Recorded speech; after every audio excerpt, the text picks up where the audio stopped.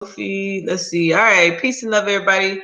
Let me get started because I've already delayed the time. I had invited a few of my battle buddies out there in the field who's putting in work. And so I just wanted to make sure that I can cover everybody and I put this information out because it might be useful and help everyone. I apologize for getting ghosting you guys last Tuesday. Because this time of this season, this particular quarter, and particularly the beginning of the year, calendar year, it's like, it's tax season, and so I'm involved with a lot of businesses, and so having to get them prepared and in compliance from a tax perspective, from the IRS, Department of Revenue, the county and city licenses, all of that is very, very important. So before I get into that piece, though, peace and love to everybody who's on the panels, and Kofi, Sinette Janisa, Sin Chris, Sinette Nicole, Sin African Emporium, and I'm sure Shauna being here shortly. I just want to remind everybody that Sinette TV Awards is going to be going on July the 7th, and so you can go to the website and you can vote for your nominee. And I'm sure there's someone on the list because there's about 30-something people on the list that you could vote for. Maybe you admire their work or what they're doing in the community. It'll be a good idea. I won't co-sign on anyone. I'll let you pick your vote on how you want to vote, but everybody already know how I'm voting. I'm a Ride Squad, Dagger Squad, all the way. So next, I just want to make sure that I share with you all that we're hiring. Listen, if you're in the area and you want to try to get something going in your community, you want to empower some people, these one or two things. You can either work under the Dagger Squad, or you can start something in your area that's very low overhead. And that overhead will consist of you actually applying for your corporation or LLC. Your EIN is free, and pretty much you can actually get started, and people can actually work from their home. Now, some of the pitfalls that I've seen thus far with just the process is that you have to be you can only attract those individuals who are familiar or don't mind distant learning, meaning it's them and the instructor on the computer. They have to be like someone who's independent, who don't mind working alone, don't mind reading, right? Reading comprehension is there. Because if there's someone, they're always fast-paced moving, playing on their phones, always have to take phone calls. This is not a good fit for them. This is not the platform for them. But if it is, then it requires a desktop computer, a landline phone, the hardwired internet connection, which is the Ether card connected from the modem to the computer, and they have to work at least a minimum of 15 hours a week. Keeping in mind, they have to evaluate their schedule prior to choosing an actual area to work, because if they select a time frame and then decide, 3 days later, you know what, this won't work with my schedule, then it's going to be very difficult to move them, if not be moved at all. And so it will cause a lot of uneasiness with that person in hiring, and they're going to think it's not a good process, when in actuality, we have to tell them up front, make sure whatever time slot you choose is what you can commit to. And so, like I said, the processes are easy. You can either contact Shanisa at 814-5360 or myself, or you can inbox us, and you will see this is probably one of the most economic ways for someone to just start working for themselves. Especially, I know a lot of people ask about having a record, and it's case by case basis, and they don't really give you the specifics of who they would not hire. So you really just kind of have to go through the process. April 14th, we have the Financially Focused Forum, which will be held here in Columbia, South Carolina, from 10 to 3. And we'll have special guest Brian Bean. Brian Bean is someone, he's actually retired at the age of 22 as a millionaire.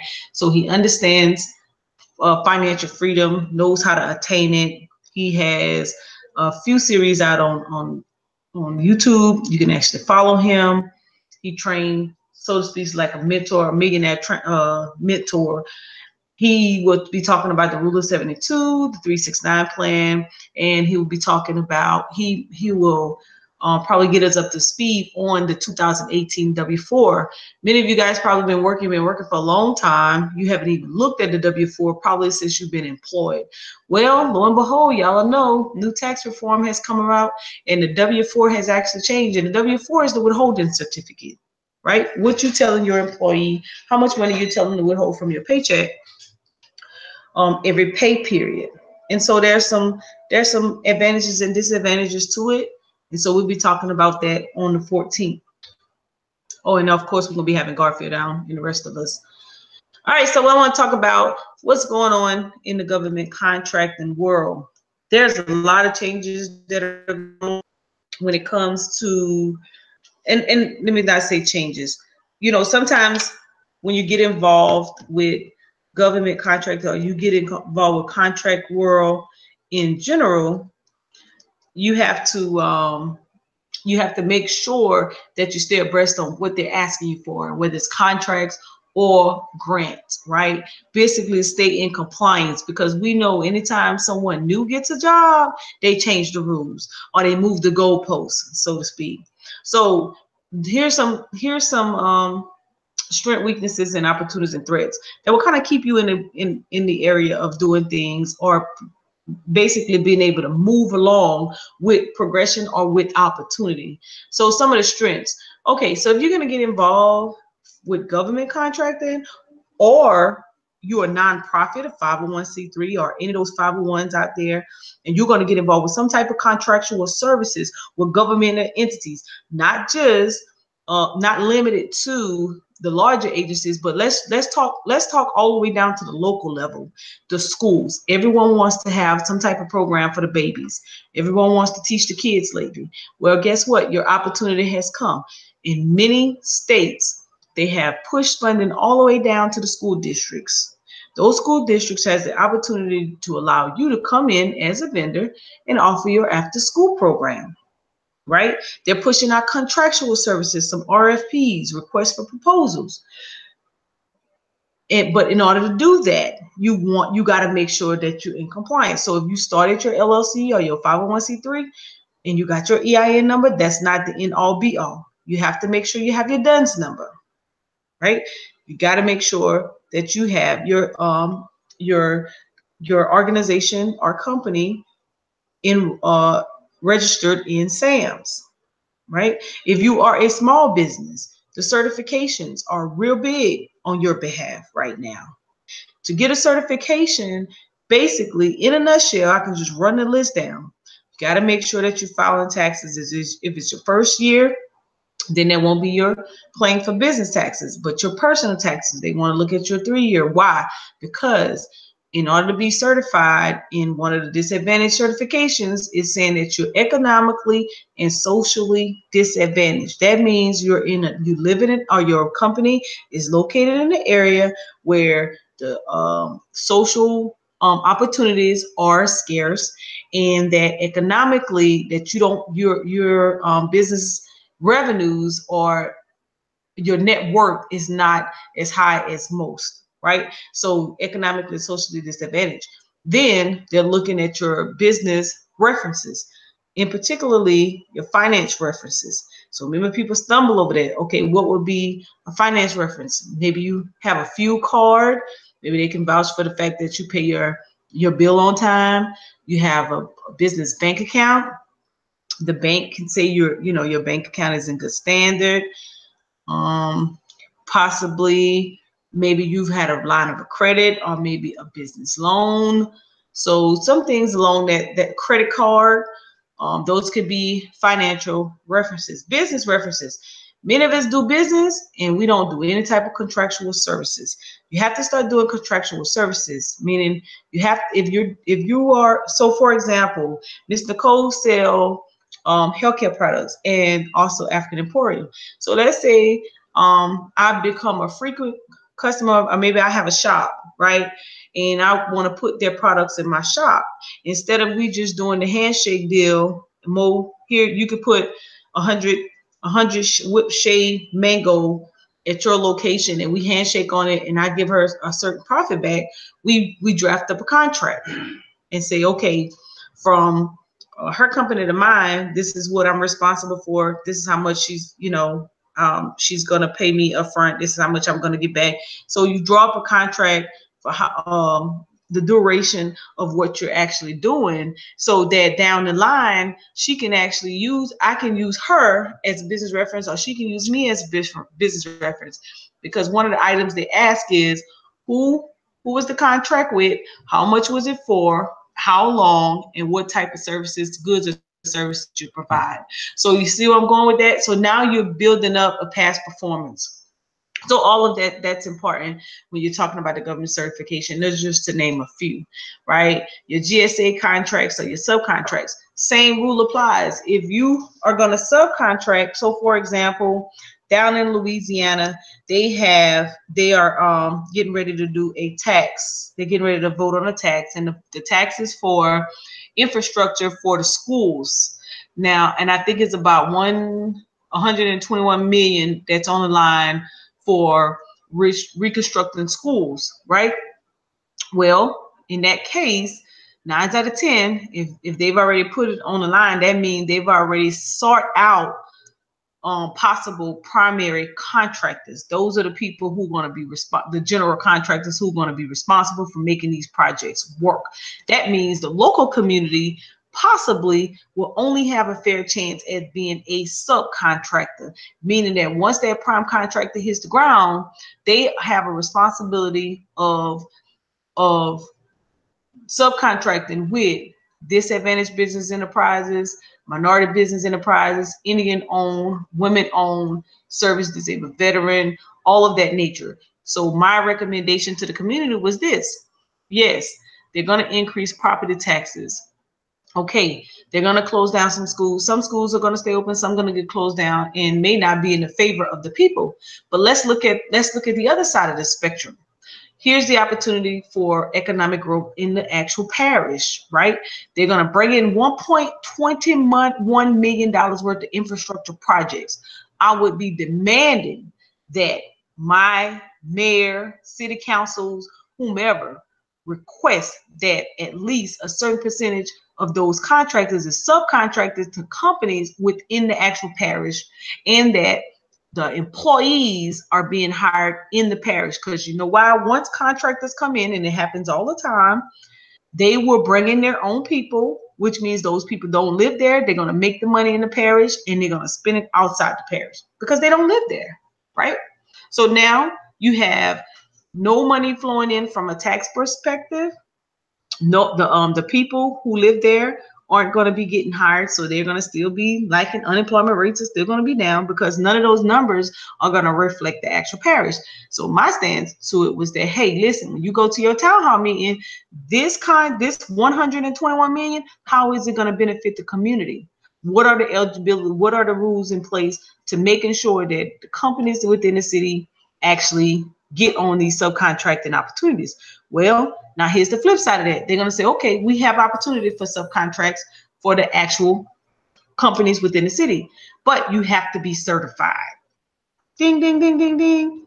Now at that point, everybody in the room, or at least potential companies such as HVAC, plumbing, painting, general contractors, electricians, janitorial or commercial cleaning services, debris removal, all of those different companies out there, there should be some people in the room saying, okay, I'm certified, so I should be likely to be one of those subcontractors. Now, if everybody in the room is just a business owner and you have no business credentials behind you, such as those certifications, then it's not that you're not going to get the contract. They're not going to take you serious.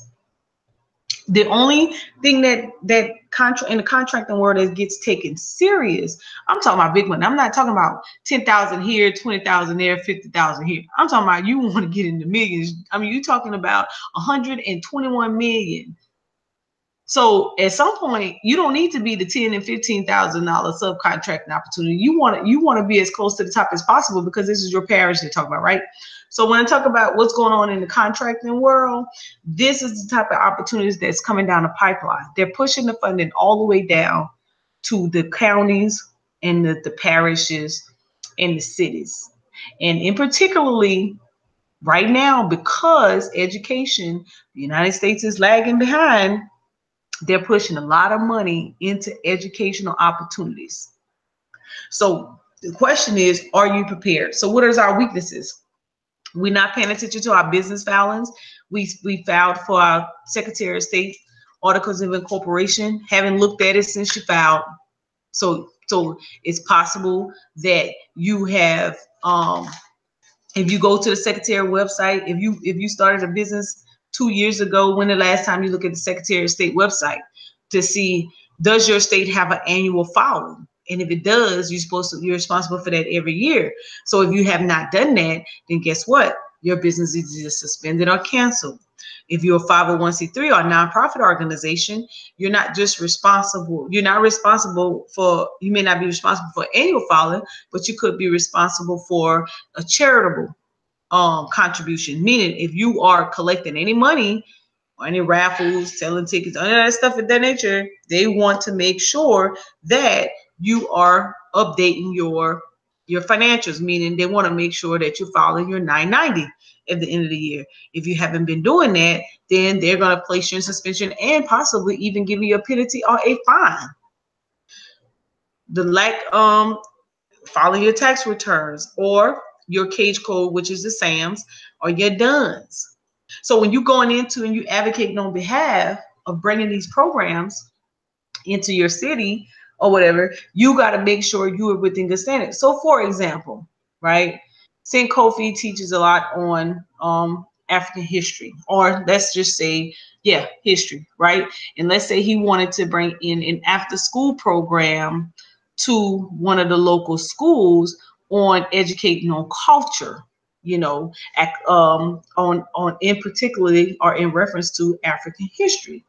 Well, when he starts his business and let's say he knows the superintendent, and boom, they're going to allow him to come in. But the next thing they're going to ask is, okay, let me see your business filings or your capability statement. When they see your capability statement, this is what they're looking for. They want to see when your business was established. They want to see your DUNS number, your cage code, your EIN, your NAICS code, because all of that's going to tell them, they're going to take those numbers and they're going to search to find out if you're in good standing. And I'm going to show you that in a second on where they're going to go. So what is the opportunity? If you decide you want to partner with the school or one of the agencies that offer different services to the community, it could give you the opportunity to increase your company network, because if you get a contract, then you would actually be able to get some revenue into your company, right? Or you get more money to be able to do more research, or buy more books to do what it is you're doing. You're able to employ the local community, because let me tell you, if you're going to get into contractual services, or you're going to get into an after school program and teaching, you're going to have to hire people. You can't do it all by yourself, right? If you want to create more sales or expand more, you're going to have to hire people. You want to do more vending with your products, and you going into these large venues, it's difficult to manage those products and services and try to service everyone. You get to expand your sales and marketing. Means you get to go to more than one place at one time, or your product gets to be in more than one place, right? Now, what are the threats? You not paying people properly. You can go on the internet and you can look up what are some reasons that businesses fail on contractual services. That's the number one.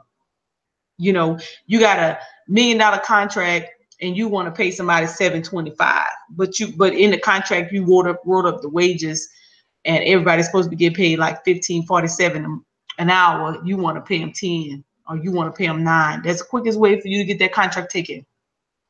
Poor quality controls. Well, let's say you do an after school program, right? Or you create some type of camp. Well, if if you hire people and you did not do a background check on some of the people you hire and something goes down, guess what? You in trouble, trouble, trouble, right? Or let's say you have a program and you decide you want to provide transportation to some of your after school students. Let's say you want to provide the transportation after school students. You know, last time you didn't even know the tag on your car was missing. Poor quality controls. Like if you're going to start working with kids, you have to check. You got to do preventive maintenance checks on everything. You got to do it on you. You got to do it on your employees, and you got to do it on the environment that you're going in. And you can't take for granted that when you check yesterday, it's in the same condition it was the next. It's going to be in the same condition the next day. Improper record keeping and budgeting. Y'all know this is my pet peeve right here or whatnot. You got to keep your stuff together. And if you can't, then you hire someone to be able to do it for you. Because if you do not, and you get audited or you get checked, which you will, then you won't be able to produce the proper documentation. And then that's grounds for getting shut down. And we don't want that. So here's a checklist. If you are a 501c3, let's say, someone else did your paperwork. This is what you need to make sure you have on file at a minimum. So you have to start building up your business binder, because if you're going to go after grants, if you're going to go after contracts, guess what? This is the documentation you're looking for. Every time you submit a contract, they're looking for these documents. Every time you submit a grant, they're looking for these documents. The only item that's not on this list is the 990, and that's because I just need to update the list. But if you're going to go after large amounts of money, then you need to have your 990 and your tax returns, and you need to keep it on file all the time and make sure you have good copies of them, because this is what they're looking for. Your small business. Uh-oh, I must have missed the slide. In a nutshell, same thing. If you're gonna, when you create your capability statement, this is the questions that needs to be answered on your capability statement. So if I was looking at your capability statement, this is what I should be able to see. And the only thing is missing is your company description and the actual management profile. Everybody should have a capability statement. Someone wants to know about your company, you should be able to give them that one-page capability statement that tells exactly who you are. And I could take every one of those numbers, because the government is driven by numbers, and be able to locate and find out whether or not you're in good standing. So how do you put together an actual proposal or a packet? If you're going to put together a packet, this is what it's not limited to. So you got your technical proposal, which is all about the services that you actually provide. Then you have your past performance. That's what I talked about earlier, the contractual services. So you got to get in the habit of creating your own contracts. If you don't have, you don't just have to create a contract with an actual private industry or corporations out there. You can create contracts amongst each other, and it just gives you an understanding of who you've done well with, who you haven't, or have you done anything at all? Have you created a track record for yourself? Pricing templates that usually come from the person that you're going to do the contractual services with. Now, I can tell you, if you are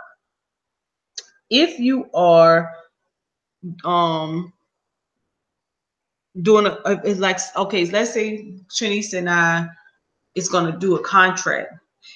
I'm going to ask Shanisa, how much would you charge per person?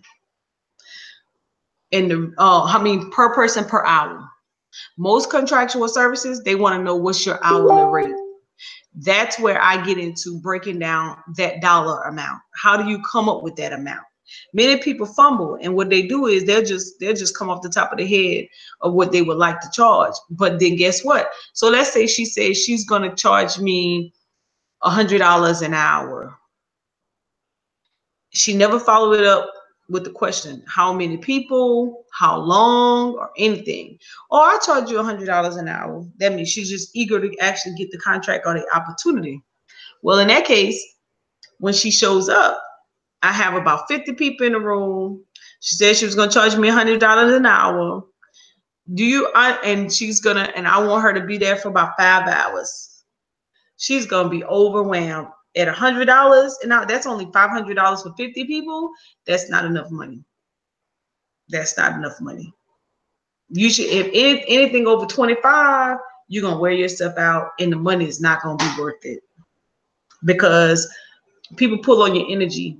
And so you should follow the ratio rule of bodies per instructor, so to speak. And a lot of times we don't do that well when we're coming up with our amount. So the pricing templates, it could be someone can give it to you in a hard copy and say what they're looking for, or it can verbally say it. And so if you're not used to coming up with your cost, then you may want to say, okay, can I get back with you? Can I get back with you later with how much I would like to charge? And then you want to ask some follow-up questions. How many people? How long? What are you expecting from me? Because that's going to drive what your cost is going to be. And sometimes we just throw out a number. So if you're wondering why people charge $25,000 an hour to do motivational speaking, it's because what they have to do, it possibly takes that. You know, that's probably not even enough. Based off of if I'm a crowd winner, if I could attract people, I'm already you're gonna make that money off of me. So, you know, and I can break that 25,000 down very, very easily. Then your online federal acquisition regulation, that's your SAMs. That's where your administrative information is housed. That's where the cage code is derived.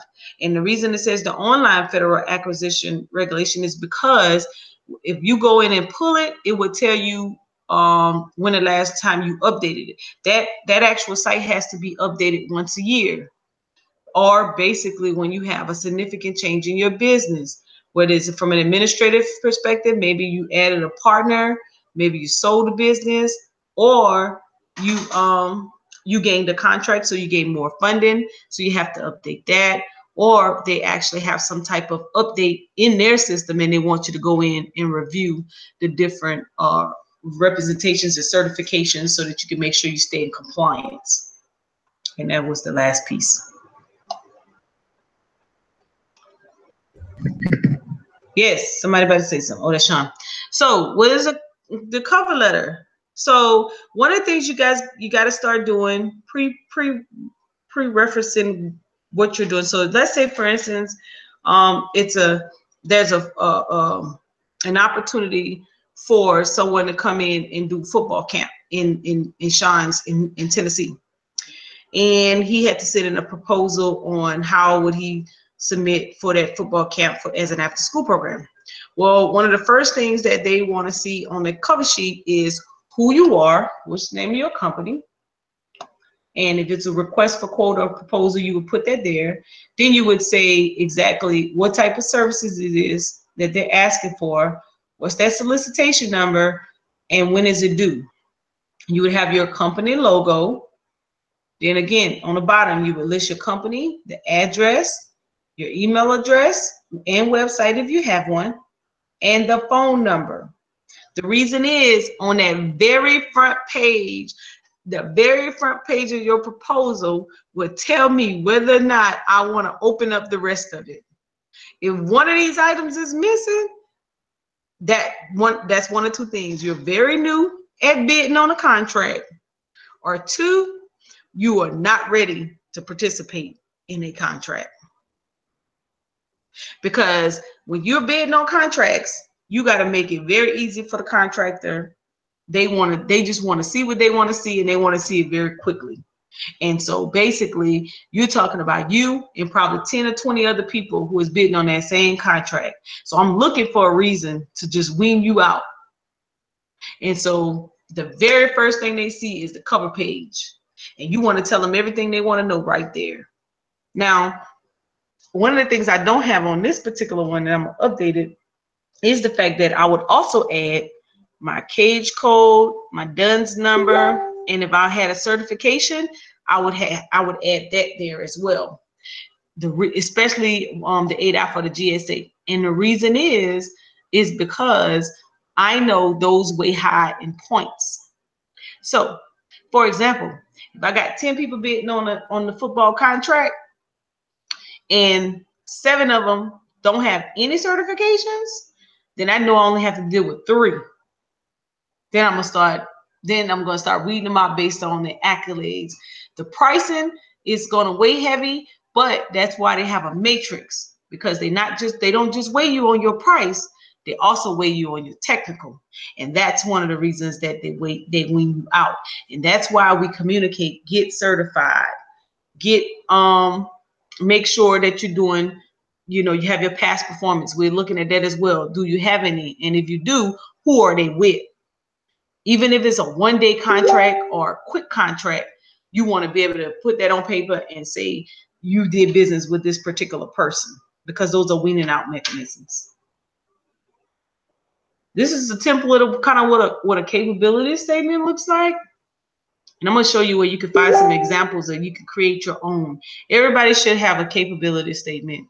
Even if you even haven't started a business, you're thinking about starting a business, you could start drafting it and start putting it into play. And when you get all of your ducks in a row, then you can start marketing yourself.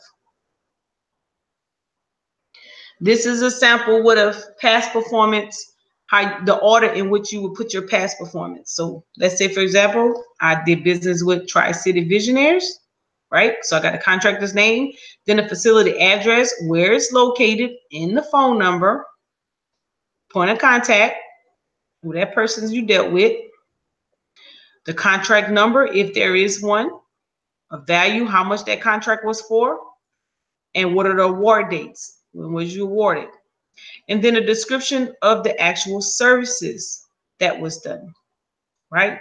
So the reason is because, like I said, you create an actual track record. So I'm showing the reader that I've actually done this. So if I want to check you out, I would call that contractor and I would inquire about the services. How well did you do?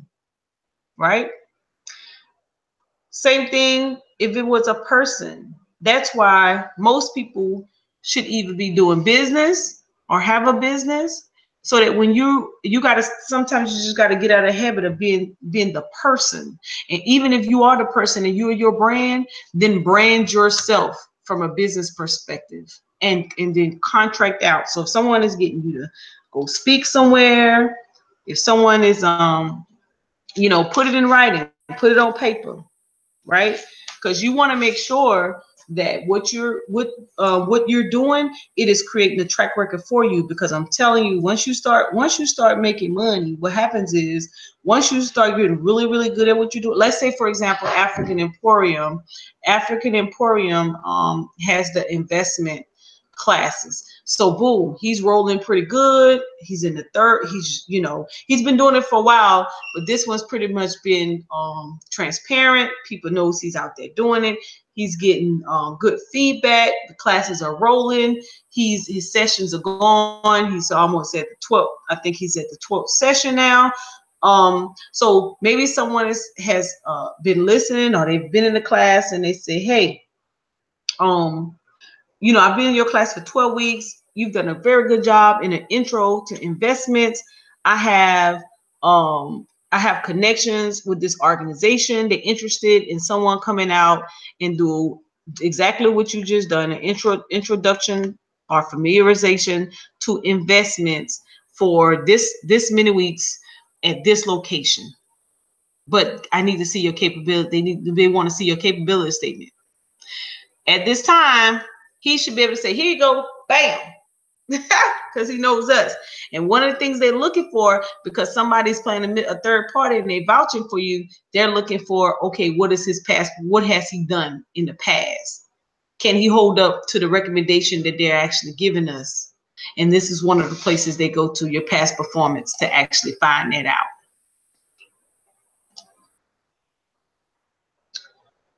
Okay, now let me get out of these slides, and I want to go to the website real quick and show you something. All right, so remember I said they're going to check you out. They want to check you out, make sure your business is compliant. The first place I'm going to go to Dun & Bradstreet. Dun & Bradstreet is where your business credit is housed. Now, I was in somebody's Dun & Bradstreet because they're expanding business. They're doing big business and they're wanting to do more business. And so when you want to do more contracts, one of the places that they go is to your Dun & Bradstreet, which is where your business credit is housed. So they would go here, they would search DUNS number, and that's www.dnb.com.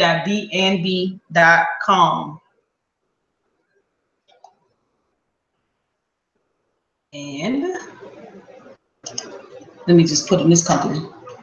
And we put in the company name, who you are, so make sure you're legit, and say who you are, because in order to do business with them, you gotta have this at a minimum. And I'm gonna hit search, and it should show the company. And this is I'm gonna agree. It's gonna tell me exactly who you are. Bam. And this is the company. So I'm gonna click on it.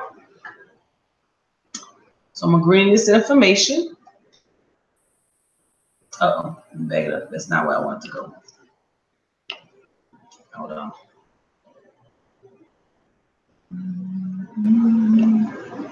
Use this one. So I know the company actually exists because it showed up on the report, but I want to see the actual DUNS number to make sure that it actually agrees. Right? And this is pretty much what they're doing when they're checking. Oh, it's not going where I want to. They change the site. But anyways, that's how we go to make sure you got a DUNS number.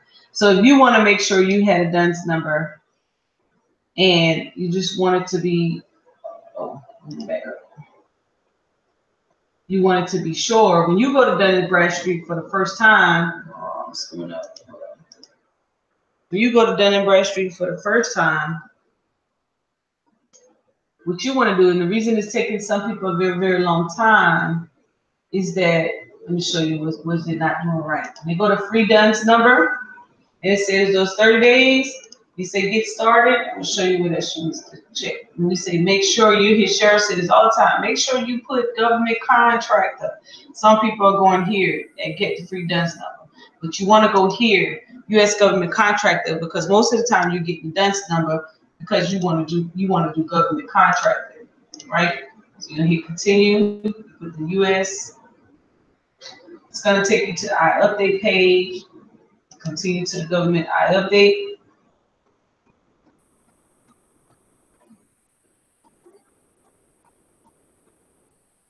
You're gonna start now, find the DUNS, request a new one. Here we go. This one I want to go. Touch, put in the state. Columbia, and hit search. All right. So now, boom, came up here. Now when I hit it here and I hit next, it's gonna want to take me to verification, but I don't want to do this. This at this point lets me know there's a DUNS number in the system. But what you're gonna do, you're gonna go through it and finish it out to get yours. But I ain't gonna do that today because if I do that, it's gonna lock them out. I don't want to do that. All right. That's the DUNS number. Now let's go to the SAMs. And as simple as this may sound, this is where we get hung up, but for actually doing contractual services. Search the records.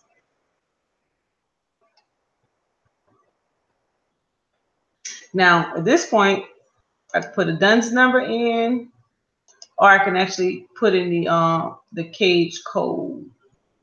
But let's put in the entity name.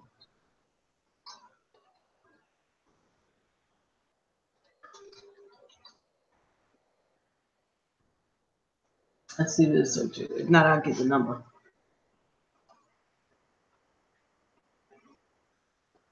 Okay, that wasn't a good idea.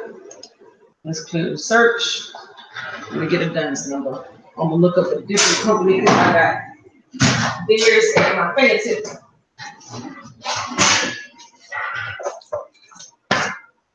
Let's look up Community Pastor Care DUNS number 965 864 809.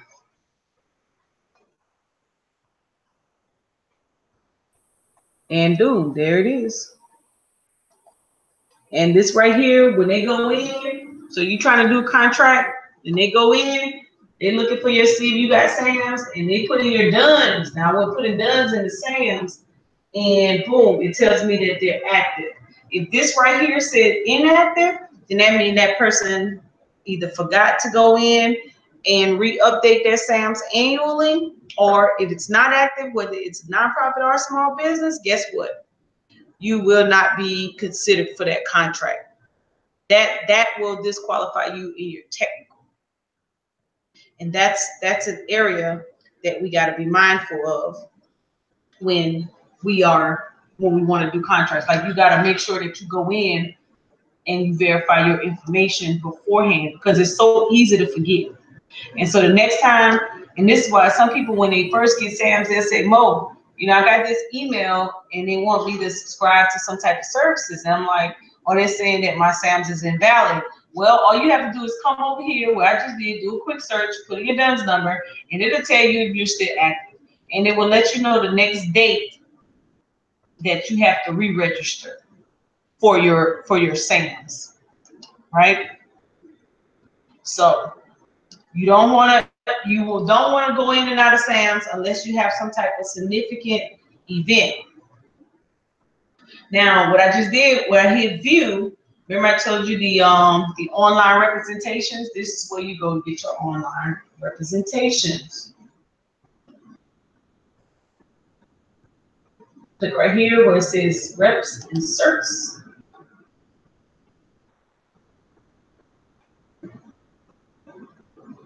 It's current record. View it. Let's hit on see what it says FAR report. Click it. Bam. When I open it up, now I'm able to get. Now the reason I'm going to the FAR report is because it's going to tell me, where'd it go? Oh, there it goes. It popped up on the bottom. I'm opening it up. It's going to tell me what type of entity are you. It's going to tell me if you're certified. It's going to tell me if you are disaster relief. All of the information I need to know whether or not I want to allow you to do an actual contract with me. And it's going to think about opening it up sometime soon. There we go. All right, so see at the top, it's going to tell me whether or not you're in compliance. Bam, you're still valid. And then when I scroll, let me open this up a little bit so you can see it better. Then it's going to give me your DUNS. It's going to tell me the validity of it. And when I scroll through here, you would have answered some questions. I'm just going to go through and show you exactly what I'm looking for. Now, in the solicitations, they will have this document. So some people won't put their online one. I will tell you, you want to pull your online and submit with your contract, especially this federal, because this is going to let them know that you're valid in SAMs. It's going to cut to the chase. So it's letting us know we got a 10 on file. It's letting us know that it's a corporate entity. Let me show that. Now right here, see, it gets into the certifications. It's letting me know if you're a woman owned or not. Let me scroll down. It's going to let me know if you're an intermediate owner. Scroll down. It's going to let me know if you if it's an actual, if you've taken a contract up under someone else, meaning that someone else had a contract and then now you got it, or the company and now you have the company. It's going to let me know if you're inadvertent domestic, NFD, so nope. It's also going to tell me whether or not if you've been suspended or barred. And all of these questions you actually answered. No one else answered these questions. You actually answered these questions. It's gonna let me know if you've been convicted of a crime. All of this information is in here. And this is the information you would have completed when you actually first filled it out. Keep going. And so at some point, you would want to read through this. I've read through it before. It's going to tell you we have a tax liability out there. So this is like 36 pages, so I'm not going to go through all of it. But anyways, you get the picture. This is telling all about your actual company. And that's why they want you to have the online SAMs. And so this is a verifiable document. If you do not have this document, when I go in, now notice I didn't log in or anything. I didn't have to use an ID or password. I can go straight to your company and find out all about you based off what you put in there. And I can do that, all of that at your cover sheet. And those are the first two places they go, Dunn's and Sam's.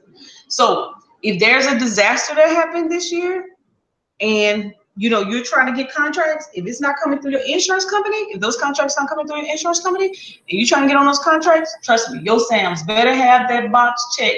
Let me see if I can find it real quick. Do Control F. Let me see if I can show you to it. Nope.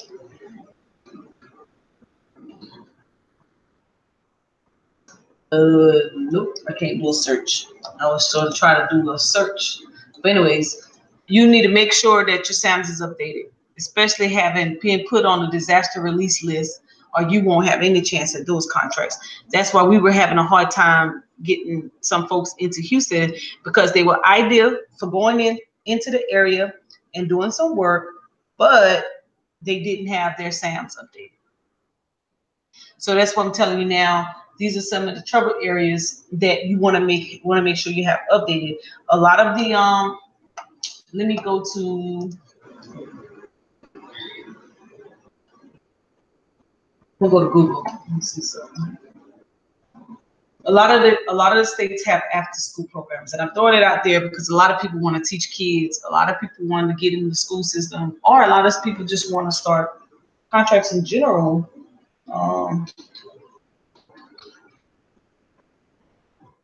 A lot of the contracts have gone all the way down, or the workforce solution.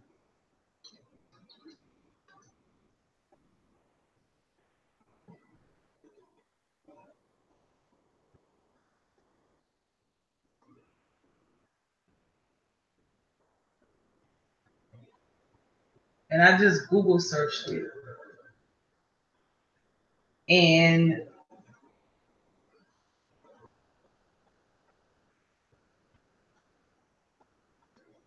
anybody got any questions so far? These are some of this. I'm just going through. Okay. Okay. Peace out. Thanks, Sean. Thanks for participating. Anybody got any questions? But these are some of the. I just wanted to share some of the troubleshooting areas. Like there's a lot of governmental. There's a lot of contracts that's out right now for these simple projects. You know, people saying, well, they're not teaching us, our kids nothing in the schools. Well, they're giving you opportunity to come into schools, but you're not ready. You're not prepared. This is some of the funding now. Central 21. After school grant. And look at one of the activities. Seeing Kofi. Cultural activities.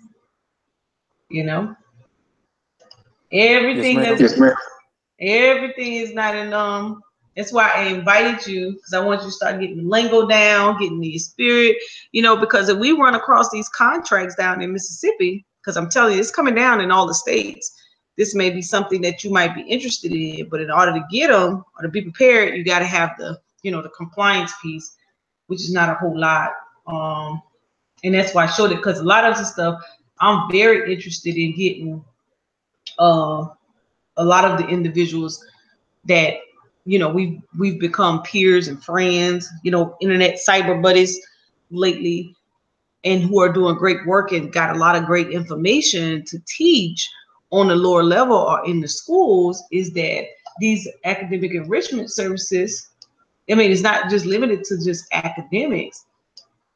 It's tutoring, it's homework, it's community service, it's music, it's arts, sports, and cultural activities. And that's the area I think we're sleeping on. And as long as you provide a program that can actually help the students enhance their learning abilities, then you in there. And you have a guideline and an outline exactly how you're going to do it. Let's see what's out here. And I'm going to spend about another 5 minutes. Anybody got any other questions? We're working on a book right now, the how-to, exactly on what you need, how to do it. We're not quite done with it, but we're making some good grounds with it. And I hope to have it up before the summer. We want to have it before then, but we'll see what happens. Let's see what type of dollars they got running out here. Oh, summer camps. That's another. Now I'm on the government site, but I'm gonna go to that's what I'm gonna do. I'm gonna go to foundations and private dollars. Let me show you something. Will it be an ebook? I could work on it. We'll see what happens. I can work on it. Let me go here. I'm gonna go to 1, 2, 3. I'm gonna work on it. Let's see. Foundation. Now get very familiar with this website. It's called Foundation Center. And on this website, it's gonna share with you the foundations in your area and who's offering some dollars, right? And you could write to these foundations. You can write to these foundations on behalf of your actual program. And what it's going to show how much money is allocated in the area where you are. And I probably don't remember my own.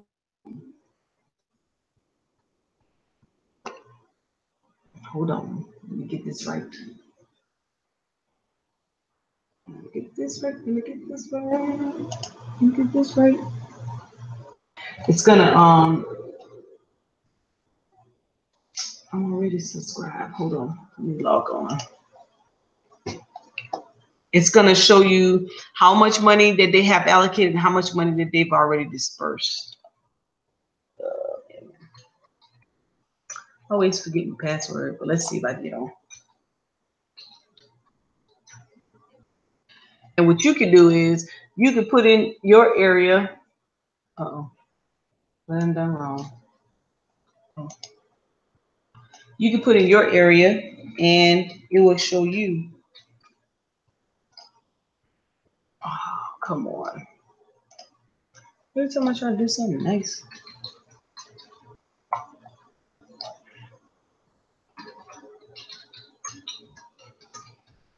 Should already had this up. Oh, I can't get on. All right, let me just show it to you from my email. I'm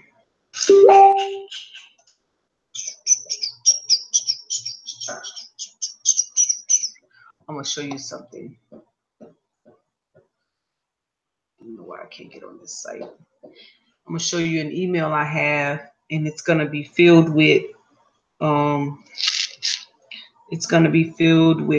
different grants. Hold up. Give me 1 second. Let me get the email out. You're gonna be able to but if you subscribe, it's free to subscribe to that site. For some reason, I just always forget my password. And you'll be able to see all the foundations within your area. And so when you write, you want to write to those foundations on behalf of your program. And that's why you have us, so you can make sure your program is written up properly. And those individuals actually fund your program. Hold on, give me a second. Promise I'll be out of your way in 1 minute. My phone freezing up. Let's see. Let's see, grants in your area. You're gonna be like, wow, that's a lot of money. That's a lot of money. And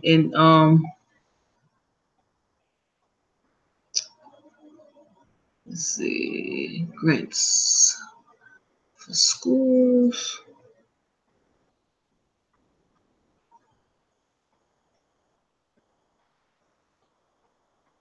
I don't even know.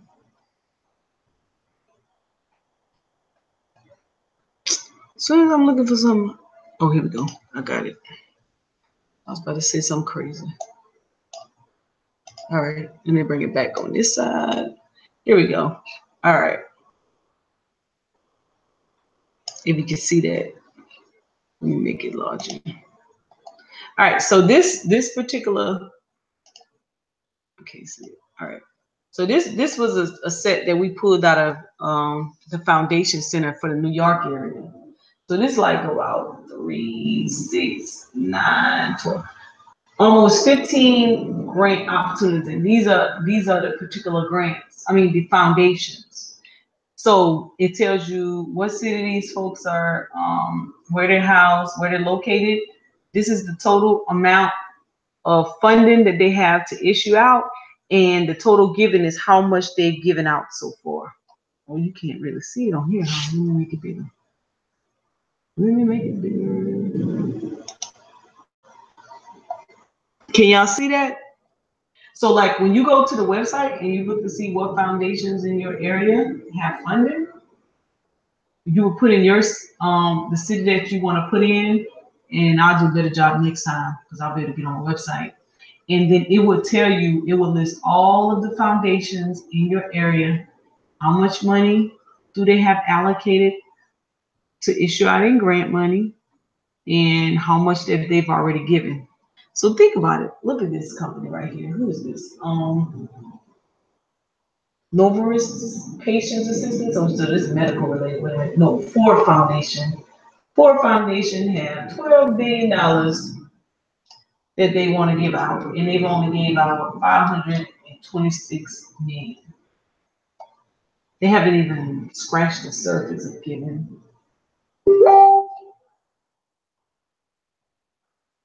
Look at so these are so of course you want to look to see who still has money, which is a lot,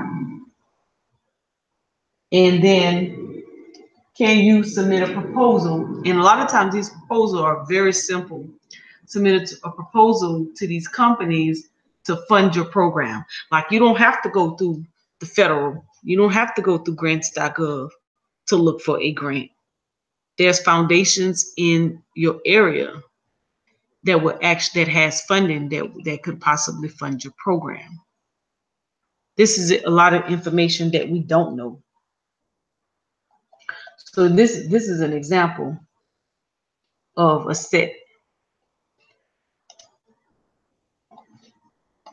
Anybody want me to look up something in particular? Oh, I wish I could get on my site and I can actually show you. But this website is called the foundationcenter.org. And why don't I know my password? Why don't I know my password? Man, I wanted to be able to pull up some of you guys' areas so I can actually show you. And you don't have to pay for the site. You can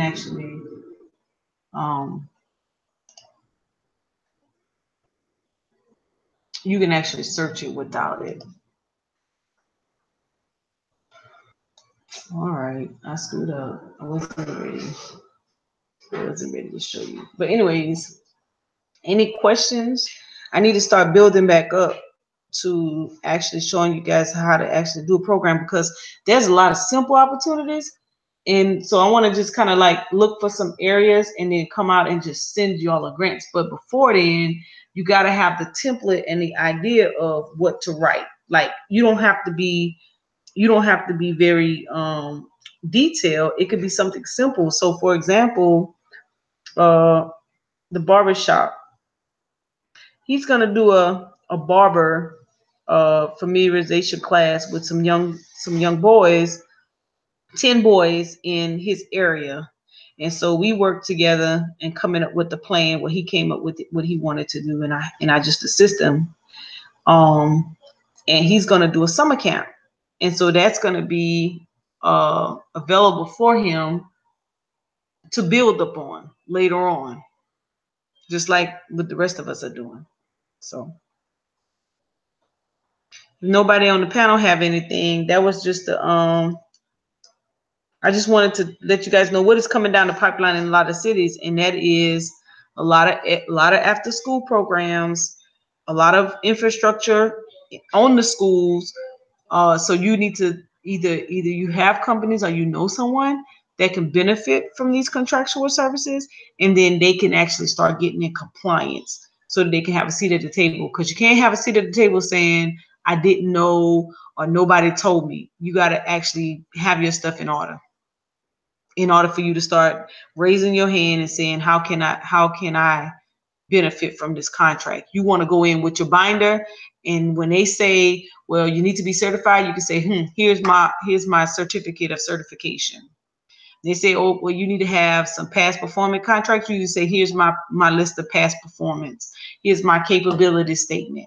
This is what I'm prepared to do. Now, the one thing that you really need to make sure is that you have some, if you're going to get involved with building things or cleaning things, you want to have some insurance.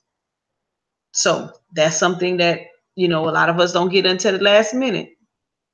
You got to have your general liability. And it used to be you only needed $1 million. You got to be careful with them now. They've increasing that because they want to try to wean us out. You may need $2 million. You may need $5 million. That's where that collaborative effort and working together is going to come into play, where maybe you aren't able to afford it, but you can join forces with someone else and be able to get this insurance necessary for you to actually do the job. So don't miss out on the opportunities, y'all. Do not miss out on the opportunities, because they are here. And while everybody else talking about the food boxes, you could be the person coming in with the program, subsidizing your income while coming in and teaching those babies. So instead of complaining about the curriculum, you can actually be helping and adding to the curriculum. And you could do that by providing that extra service. Okay. Well, I want to thank you guys for tuning in. I got to get back on point. Like I said, this is a very, very rough time of the year. Taxes, man, compliance, audits. I'm probably not going to be back in effective mode until after April 15th. So I'm running a little raggedy right now, but it's okay. We're going to get it together and we're going to make it happen. So thank y'all for tuning in. Peace and love, y'all. And I'll see y'all in class tomorrow, African Emporium, if they don't get me tied up in something else. Because I missed that class too. Peace and love, y'all. I'm out. Thank you guys in the chat for watching.